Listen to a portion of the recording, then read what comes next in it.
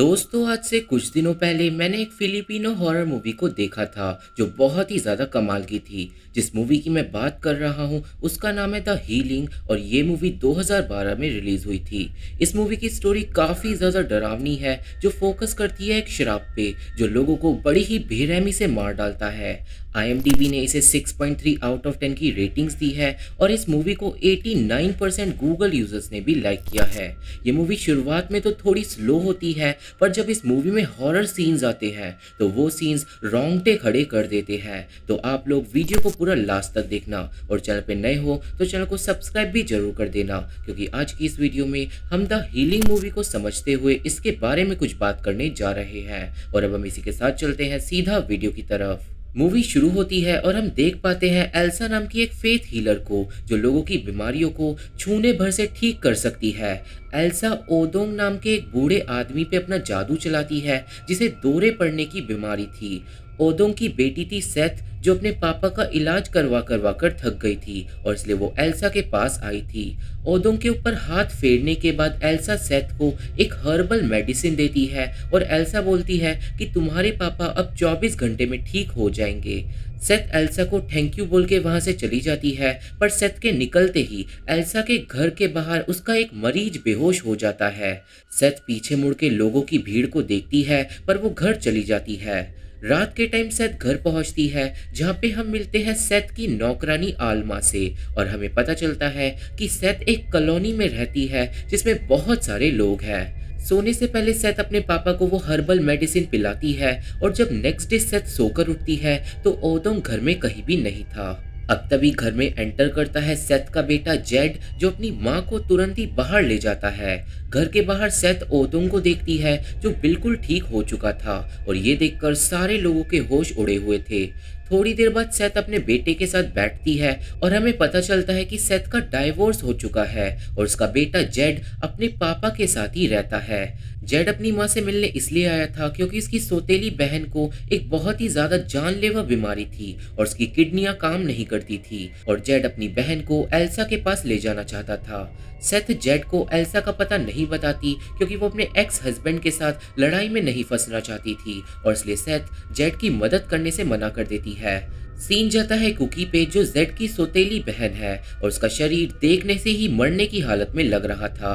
Cookie के पास Z आता है जो कुकी को बताता है कि सेथ ने उन दोनों की मदद करने से मना कर दिया है, पर अब वो दोनों फैसला करते हैं फिर से सेथ के पास जाने का।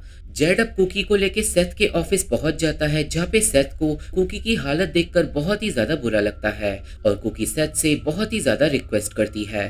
सेथ फाइनली अब उन दोनों को एल्सा का पता बता देती है, पर वो उन दोनों को मना करती है ये बात सेथ के एक्स हस्बैंड को बताने के लिए। अब रात के टाइम सेथ घर पहुंचती है और वो देखती है कि ओदोंग ने कॉलोनी के सारे लोगों को डिनर पे बुला लिया है और ये देखकर सेथ को गुस्सा आ जाता है। सेथ को अब डिंग नाम का एक पुलिस वाला अपने साथ बाहर ले जाता है जो उसे बताता है कि जितने भी लोग उसके घर में डिनर कर रहे हैं वो सब बीमार हैं और वो सब एल्सा से मिलना चाहते हैं। डिंग अब बताता है कि उसे सोराइसिस नाम की एक बीमारी है जिसकी वजह से वो शादी नहीं कर सकता।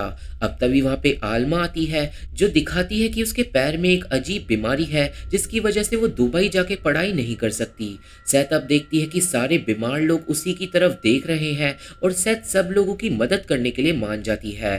सीन अगले दिन पे शिफ्ट होता है जहाँ पे सेथ सारे लोगों को एल्सा के पास ले जा रही थी।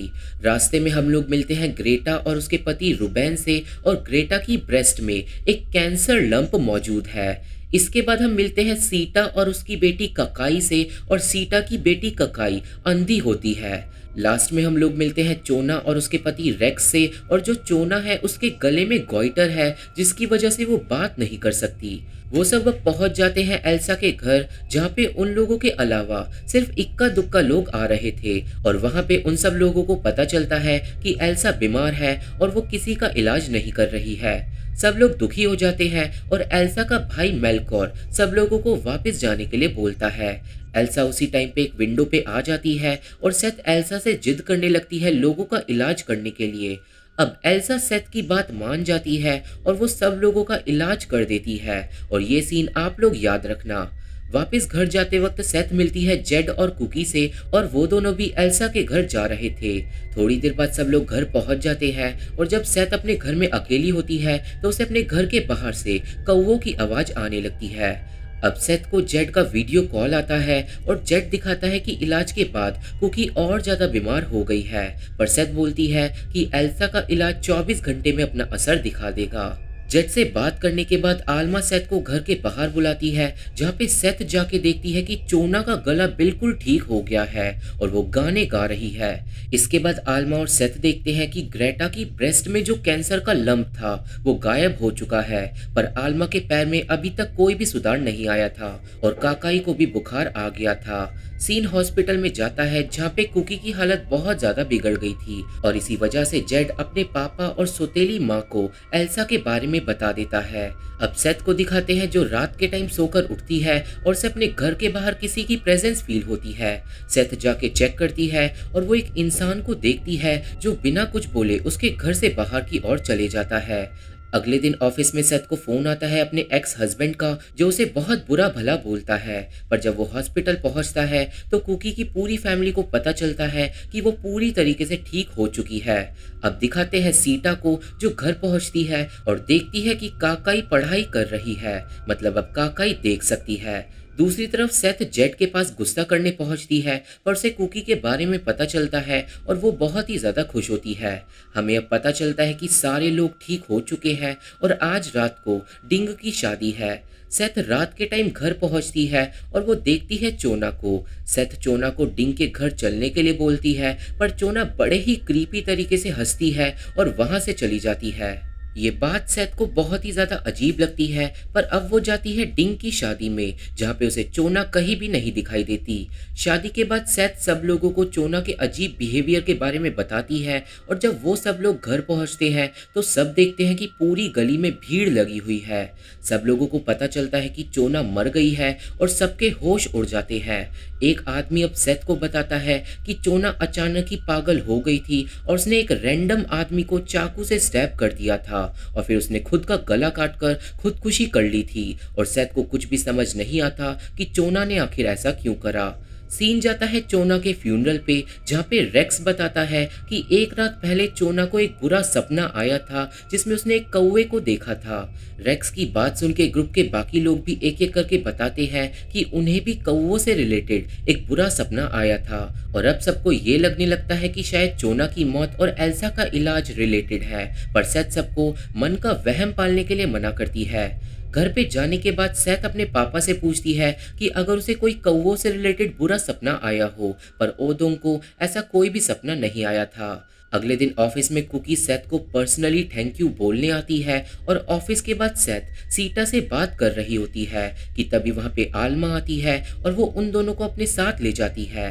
आल्मा टीवी को ऑन करती है और वो सब लोग न्यूज में देखते हैं कि एक आदमी ने एक जिम में बहुत सारे लोगों को मार डाला है। सीन जिम में जाता है जहाँ पे बहुत सारे पुलिस वाले उस आदमी को घेर लेते हैं। उस आदमी ने एक होस्टेज को भी पकड़ा हुआ था और उस आदमी का चेहरा डिमोनिक था।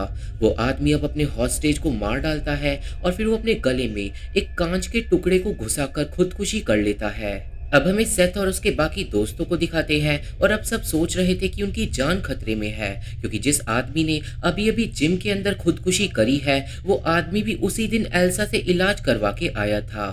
सेथ सबको समझाती है कि ये बस एक कोइंसिडेंस है और कुछ नहीं, और अगर ऐसा कुछ होता तो उसके पापा भी अब तक मर जाने चाहिए थे, पर उसके पापा बिल्कुल ठीक है। रात के टाइम अब हमें ग्रेटा को दिखाते हैं जो बाहर बैठी हुई थी और तभी सेथ के घर की लाइट चली जाती है।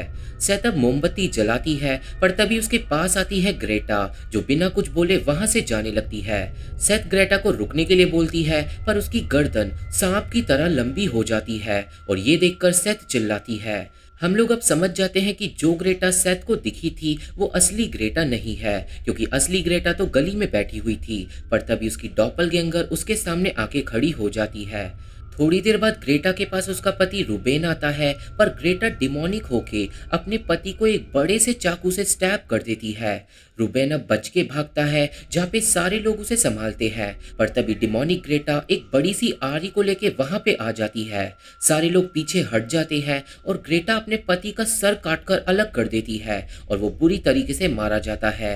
ये सब कुछ सेथ भी देख लेती है और वो ग्रेटा को रोकने के लिए भागती है। ग्रेटा अब अपने बच्चों को मारने के लिए चली जाती है, पर उसके बच्चे वहां से भाग जाते हैं। सेथ भागते हुए ग्रेटा के घर पहुंचती है, पर तभी ग्रेटा फांसी पे खुद को लटका लेती है और वो बुरी तरीके से मारी जाती है और उसकी जीभ एक डीमन की तरह बाहर लटक जाती है। इस हादसे के बाद सभी लोगों के मन में डर बैठ जाता है और फिर नेक्स्ट डे सेथ को सुपरमार्केट में डिंग का डॉपलगैंगर दिखाई देता है। सेथ तुरंत ही इस बारे में डिंग को फोन करके बताती है, पर वो उसकी बातें नहीं सुनता क्योंकि उसे एक सेक्स डेन में रेड डालने के लिए जाना था। डिंग फोन काट देता है और वो अपनी टीम के साथ सेक्स डेन में रेड डालने के लिए जाता है। उसकी टीम अब डेन के अंदर सब लोगों को अरेस्ट करने लगती है, पर डिंग को एक रूम के अंदर मिलता है अपना डॉपलगैंगर जिसने 2 लोगों को मार दिया था। वो डॉपलगैंगर अब डिंग को पोजेस कर लेता है और डिंग डिमोनिक हो जाता है। डिंग अब सब लोगों को गोलियों से मारने लगता है और वो अपने साथियों को भी नहीं छोड़ता। डिंग दर्जनों लोगों को मार डालता है, पर एंड में डिंग के साथी गोलियों से डिंग को छन्नी करके मार डालते हैं। सीन जाता है डिंग के फ्यूनरल पे जहाँ पे सब लोग दुखी थे और ये साफ हो गया था कि आल्मा, काकाई और कुकी की भी जान अब खतरे में है। फ्यूनरल के बाद आल्मा डर के भागने लगती है और सीटा और सेथ उसे रोकते हैं। आल्मा बोलती है कि वो मरना नहीं चाहती और इसलिए वो तुरंत ही दुबई जाने की तैयारी कर रही है, पर सीटा और सेथ उसे नेक्स्ट डे एल्सा के पास चलने के लिए बोलते हैं, पर आल्मा उन दोनों की बात नहीं सुनती और वहां से भाग जाती है। अब नेक्स्ट डे सेथ जेड से मिलती है और वो उसे सारी सिचुएशन बता देती है। सेथ जेड को कुकी पे खास नजर रखने के लिए बोलती है और इसलिए घर जाने के बाद जेड कुकी के साथ चिपक जाता है और ये बात सबको बहुत ही ज्यादा अजीब लगती है। सीन एक चाइनीज मंदिर में जाता है जहाँ पे सीता काकाई को मंक्स के पास छोड़ देती है इस उम्मीद में कि वो वहाँ पे सेफ रहेगी।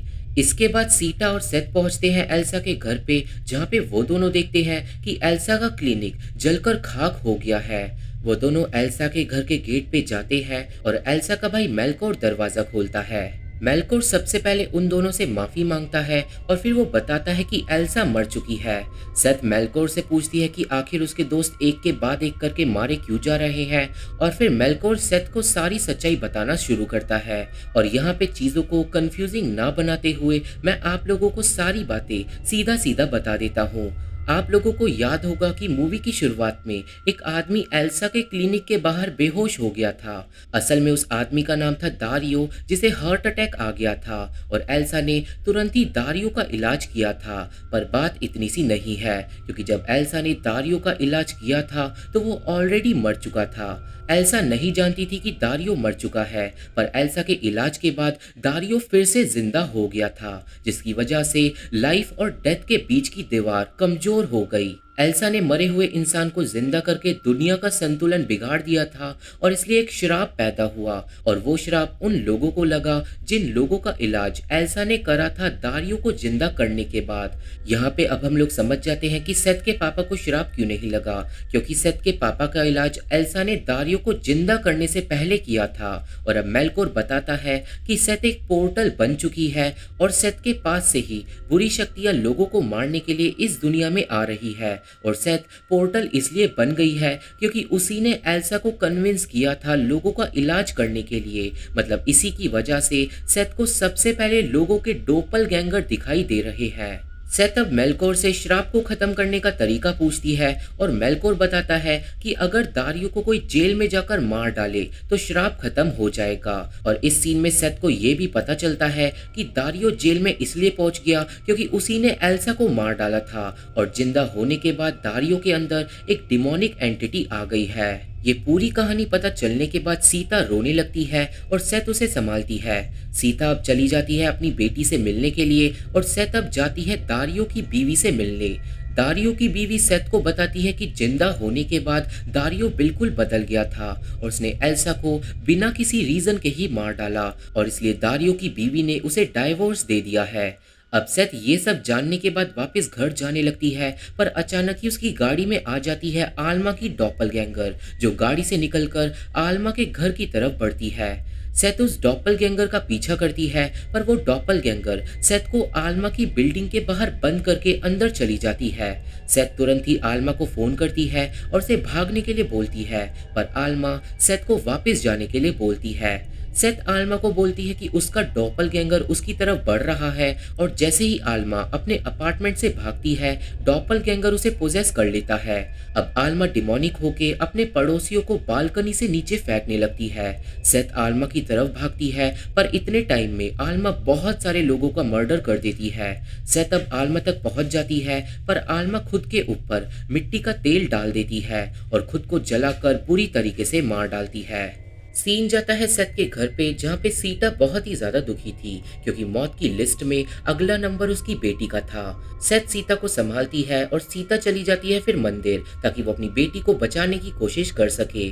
कुछ देर बाद सेथ अपने घर पे अकेली होती है और तभी उसके पीछे से निकलती है काकाई की डॉपलगैंगर। डिमोनिक काकाई वहां से अपने घर के अंदर चली जाती है और सेथ उसका पीछा करने लगती है। सेथ ये बात तुरंत ही सीता को बताती है, जिसके पास से काकाई भाग जाती है। सीता को जैसे ही पता चलता है कि उसकी बेटी अब मरने वाली है, उसके होश उड़ जाते हैं और दूसरी तरफ काकाई के पीछे हम उसकी डॉपलगैंगर को देख पाते हैं। अब काकाई पोजेस हो जाती है और वो मंदिर की पूजा के बीच में गाना गाने लगती है। सारे मंक्स काकाई को चुप होने के लिए बोलते हैं, पर अचानक ही डिमोनिक काकाई एक बड़ी सी तलवार से मंक्स पे हमला कर देती है।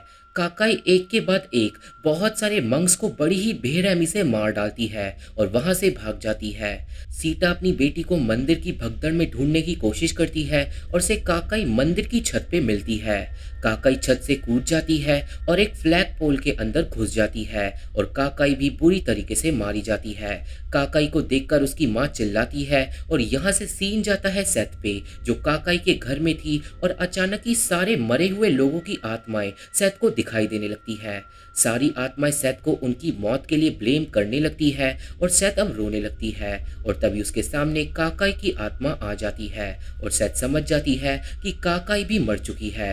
अब नेक्स्ट सीन में सेथ जाती है हॉस्पिटल में और वो मिलती है सीता से।